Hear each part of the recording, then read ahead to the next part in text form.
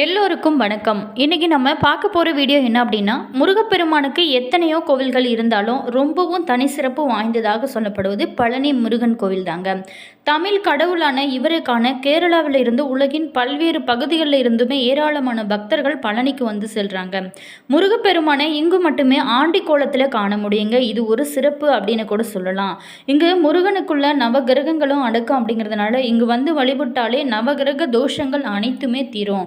இந்த பழனிமலை கோவிலில் இருக்கக்கூடிய அற்புதங்கள் என்ன, மேலுமே இந்த ஆலயத்தில் இருக்கக்கூடிய இந்த ராஜ அலங்காரம் அண்டு ஆண்டி கோலம், இந்த எந்த கோலத்தில் நம்ம தரிசித்தால் முழுமையான பலன்கள் கிடைக்கும் அப்படிங்கிறது பல பேர்த்துக்குமே ஒரு சந்தேகமாக இருக்கும். அப்படிப்பட்ட ஒரு கேள்விகளுக்கு எல்லாமே இந்த வீடியோவில் நம்ம விளக்கமாக பதில் சொல்லியிருக்கோம். வீடியோ பார்த்தீங்கன்னா உங்களுக்கு ரொம்ப யூஸ்ஃபுல்லாக இருக்கும். வீடியோவை ஸ்கிப் பண்ணாமல் முழுமையாக பாருங்கள். மேலுமே இந்த பழனி முருகன் உங்களுக்கு பிடிக்கும் அப்படின்னா கந்தனுக்கு அரோகரா, முருகனுக்கு அரோகரா அப்படிங்கிற வாசகத்தை மறக்காமல் கமெண்ட் பாக்ஸ் செக்ஷனில் பதிவு பண்ணிட்டு வாங்க வீடியோக்குள்ள போகலாம். சித்தர்கள் பல பேரும் வாழும் மலையாகவும் குழந்தை வடிவில் முருகன் காட்சி தரும் ஒரு அற்புதமான இடமாகவும் இருக்கக்கூடியது தான் பழனி மலை. பல்வேறு அதிசயங்களை கொண்டதாக இருக்குங்க. அருணகிரிநாதர் உள்ளிட்ட பல பேருமே புகழ்ந்து இந்த ஆலயத்தை பாடியிருக்காங்க. மேலுமே வாழ்க்கையை மாற்றி தரும் பழனிமலை ஆண்டவர் கொங்கு நாட்டு வியாபாரிகள் பல பேருக்காகவும் முதலாளியாகவும் பங்குதாரராகவும் இருந்து வராரு. மேலுமே முருகப்பெருமானின் அறுபடை வீடுகளில் 3ஆம் படை வீடாக இருக்கக்கூடியது தாங்க பழனி தண்டாயுதபாணி கோவில். இந்த கோவிலில் தினமுமே ஆயிரக்கணக்கான பக்தர்கள் வந்து வழிபட்டு போகிறாங்க. மேலுமே பழனி முருகன் கோவில் பற்றி பலருக்குமே தெரியாத சில முக்கியமான விஷயங்களை நம்ம தெரிந்து கொள்வோம். இங்குள்ள முருகப்பெருமான ஆண்டி மற்றும் ராஜ அலங்காரம் என எந்த திருக்கோலத்தில் தரிசனம் செஞ்சாலுமே ரொம்ப ரொம்ப நல்லது. மேலுமே இருந்தாலும் ஒவ்வொரு அலங்காரமும் ஒரு குறிப்பிட்ட பிரச்சனையை தீர்க்கக்கூடியதாக சொல்லப்படுது. அப்படி பழனி முருகனை நம்ம எந்த திருக்கோலத்தில் தரிசனம் செஞ்சால் என்னென்ன பிரச்சனைகள் தீரும், யார் யாரெல்லாம் எந்த திருக்கோலத்தை தரிசனம் செய்ய வேணும் அப்படிங்கிறத பற்றி நம்ம முழுமையாக பார்க்க போகிறோம். மேலுமே முருகப்பெருமானின் மூல விக்கிரகத்திற்கு தினமுமே 6 விதமான பொருட்கள் மட்டும்தான் அபிஷேகத்திற்காக பயன்படுத்துகிறாங்க. மேலுமே நல்லெண்ணெய், பஞ்சாமிர்தம், சந்தன, விபூதி என்பதை மார்கழி மாதத்தில் மட்டும் பன்னீரை உபயோகப்படுத்துவாங்க. இதில் பார்த்திங்களா, சந்தனம், பன்னீர் தவிர மற்றவை எல்லாமே தண்டாயுதபாணியோட சிரசில் வைத்து உடனடியாக கற்றப்படுவாங்க. அதாவது முடி முதல் அடி வரைக்கும் அபிஷேகம் அப்படிங்கிற முழு அபிஷேகம் சந்தனமும் பன்னீரும் மட்டும்தாங்க. இதில் சிரசு விபூதி அப்படிங்கிறது போகர் சித்தர் உத்தரவால பக்தர்களுக்கு வழங்கப்படுகிற ஒரு பிரசாதம். அது கிடைப்பது ரொம்ப ரொம்ப புண்ணியங்க. மேலுமே இந்த பிரசாதத்தை நம்ம சாப்பிட்டால் தீராத பிரச்சனை எல்லாம் தீரும். மேலுமே ஒரு நாளைக்கு 6 முறை தண்டாயுதபாணிக்கு அபிஷேகம் அலங்காரமானது செய்யப்படுவாங்க. இது 5 முதல் 7 நிமிடத்திற்குள்ள முடிந்து விடுங்க. அபிஷேகம் முடிந்து அலங்காரம் செஞ்சிட்டாங்க அப்படின்னா அதுக்கப்புறம் அடுத்த அபிஷேகம் நடக்கும் வரைக்குமே மாலை சாற்றுவதோ பூக்களால் அர்ச்சனை செய்கிறதோ கிடையவே கிடையாதுங்க. மேலுமே இரவில் முருகரோட மார்பில் மட்டும் வட்ட வடிவில் சந்தன காப்பானது சாத்தப்படுவாங்க. விக்கிரகத்தின் புருவங்களுக்கு இடையில் ஒரு பொட்டு அளவுக்கு சந்தனம் வைக்கப்படும். முந்தைய காலத்தில் இந்த சந்தன காப்பை முகத்திலுமே சாத்தி கொண்டிருந்தாங்க. பின்னால இந்த முறையானது மாற்றப்பட்டது. தண்டாயுதபாணி விக்கிரகம் நவபாஷணத்தால் செய்யப்பட்டது அப்படிங்கிறதுனால எப்போதுமே மிகுந்த சூடாக இருக்கும். அதனால் இரவு முழுவதுமே அந்த விக்கிரகத்திலிருந்து நீரானது வெளிப்படுவாங்க. இந்த நீரை அபிஷேக தீர்த்தத்தோடு கலந்து காலை அபிஷேகம் நடக்கும்போது அங்கே இருக்கும் பக்தர்களுக்கு பிரசாதமாக கொடுப்பாங்க. தண்டாயுதபாணி சிலையை சுற்றி எப்போதுமே ஒரு வித சுகந்த மனமானது பரவி நிற்குங்க. மேலுமே இந்த பிரசாதத்தை நம்ம மேலே படும்போதும் ரொம்ப எந்த பிரச்சனை இருந்தாலுமே தீர்ந்து விடுங்க. மேலுமே தண்டாயுதபாணி சிலைக்கு இடது பக்கத்தில் ஒரு சின்ன மரகத லிங்கம் இருக்குங்க. இது பார்த்தீங்களா, தீப ஒளி இல்லாமல் அந்த லிங்கத்தை தரிசிக்க முடியாது. பழனியில் 2 மரகத லிங்கம் இருக்குங்க. ஒன்று முருகர் சன்னதியில், இன்னொன்று போகர் சமாதியின் மேலே இருக்குது அப்படின்னு சொல்லப்படுது. மேலுமே இந்த 2ஐயுமே போகர் பூஜை செஞ்சதாக ஒரு தகவலுமே சொல்லியிருக்காங்க. மேலுமே தண்டாயுதபாணி சிலையை பார்த்தீங்களா எந்த அலங்காரத்தில் நம்ம தரிசிப்பது ரொம்ப ரொம்ப சிறப்பு அப்படிங்கிறத நம்ம பார்க்கலாங்க. இந்த தண்டாயுதபாணி சிலையை ராஜ அலங்காரத்தில் தரிசிக்க வேண்டுமா அல்லது ஆண்டி கோலத்தில் தரிசிக்க வேண்டுமா, எது சிறந்தது அப்படிங்கிற சந்தேகம் பல காலமாகவே பக்தர்களுக்கு இருந்து வருதுங்க.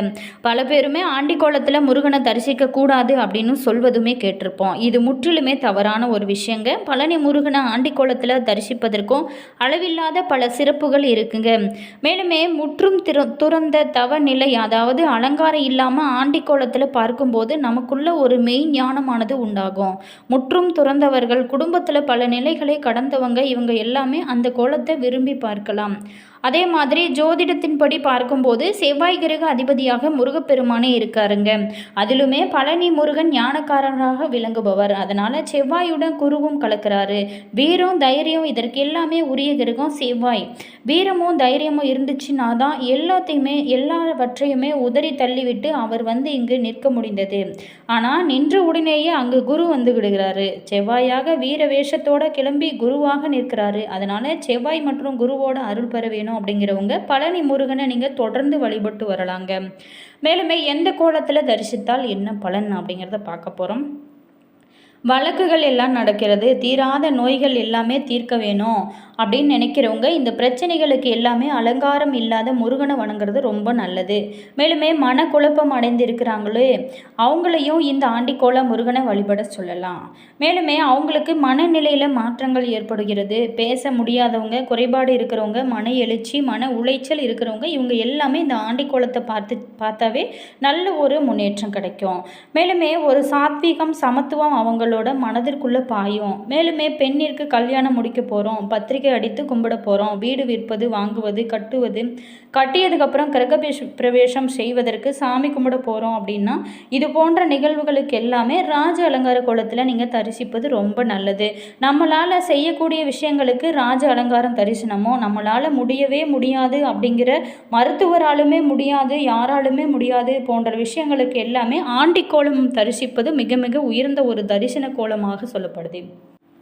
அதே மாதிரி இந்த முருகர் சிலையோட சிறப்புகள் ரொம்ப சிறந்ததுங்க. முருகரோட சிலை நவபாஷணத்தால் சித்தர்களில் ஒருவரான போகரால் வடிவமைக்கப்பட்டதுங்க.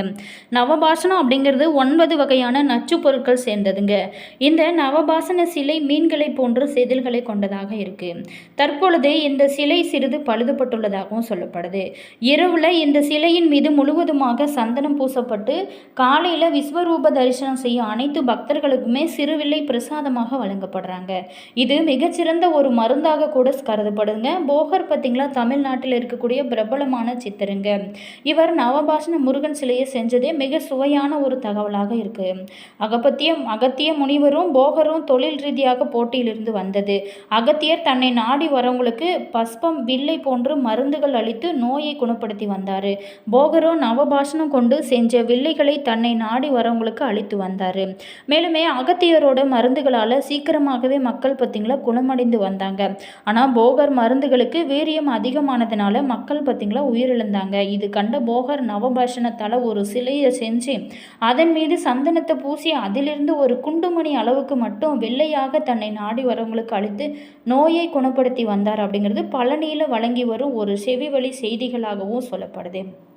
அதே மாதிரி பழனி முருகன் அலங்கார நேரத்தை நம்ம பார்க்கலாங்க. காலை 6:40 மணிக்கு சாது சந்நியாசி அலங்காரம், காலை 8 மணிக்கு வேடர் அலங்காரம், அதுக்கப்புறம் காலை 9 மணிக்கு பாலசுப்பிரமணியர் அலங்காரம், மதியம் 12 மணிக்கு வைதிகால் அலங்காரம், மாலை 5:30 மணிக்கு ராஜ அலங்காரம் அப்படின்னு இந்த அலங்காரங்கள் தினமுமே நடைபெறுங்க. ஒரு சில குறிப்பிட்ட பூஜைகளின் போது செய்யப்படுவது இன்னும் சிறப்பான விஷயமாகவும் சொல்லப்படுது. மேலுமே இந்த பழனி மலையில் நம்ம சென்று பழனி முருகனை தரிசித்தாலே தீராத பிரச்சனைகளுமே தீர்ந்தோம். முருகப்பெருமானின் 6 படை வீடுகளில் மற்ற 5 கோவில்களுக்கு இல்லாத ஒரு தனி சிறப்பு பழனி முருகன் கோவிலில் இருக்குங்க. முருகப்பெருமானின் திருமேனி, பூஜை முறையில் அலங்காரம் என அனைத்துமே தனிச்சிறப்பு வாய்ந்தது தாங்க. முருகரோட நவபாசன திருமேனியில் இரவுல சாத்தப்படும் சந்தனம், அபிஷேகம் செய்யப்படும் விபூதி, பஞ்சாமிர்தம் இது எல்லாமே ரொம்ப ஒரு சக்தி வாய்ந்தது. மேலுமே நோய் தீர்க்கும் மருந்தாகவும் இது இருக்குங்க. புகழ்பெற்ற பழனி முருகன் கோவிலில் முருகப்பெருமான் ஆண்டிக்கோலம் ராஜ அலங்காரத்தில் இருப்பார் என்று மட்டும்தான் பெரும்பாலானவங்க தெரியும். இவற்றில் ராஜ அலங்காரத்தில் தான் முருகனை தரிசிக்க வேண்டும், ஆண்டி கோலத்தில் தான் தரிசிக்கக்கூடாது அப்படின்னு பல பேர் கருத்துமே இருக்குது. அதற்கு எல்லாமே நம்ம இந்த வீடியோவில் விளக்கமாக பார்த்தோம்.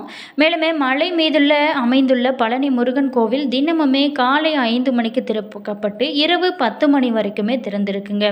காலை முதல் இரவு வரைக்குமே தினமும் 6 முறை அபிஷேகமானது நடத்தப்படுவாங்க. 6 முறை அலங்காரங்கள் மாற்றப்படும். ஒரு அபிஷேகம் அலங்காரம் முடிந்து அடுத்த அபிஷேகம் நடைபெறும் வரைக்குமே முருகப்பெருமானின் திருமேனியில் மாலைகள் அணிவிப்பது, பூஜைகள் செய்வது என எதுவுமே நடத்தப்பட கூடாது.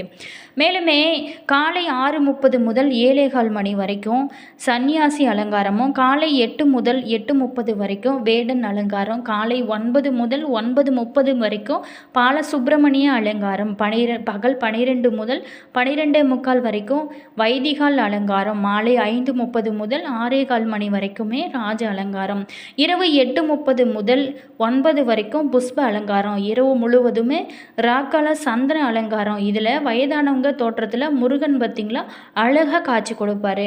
மற்ற இடைப்பட்ட நேரங்களில் ஆண்டிக்குளத்தில் பழனி தண்டாயுதபாணியை தரிசனம் செய்ய முடியுங்க.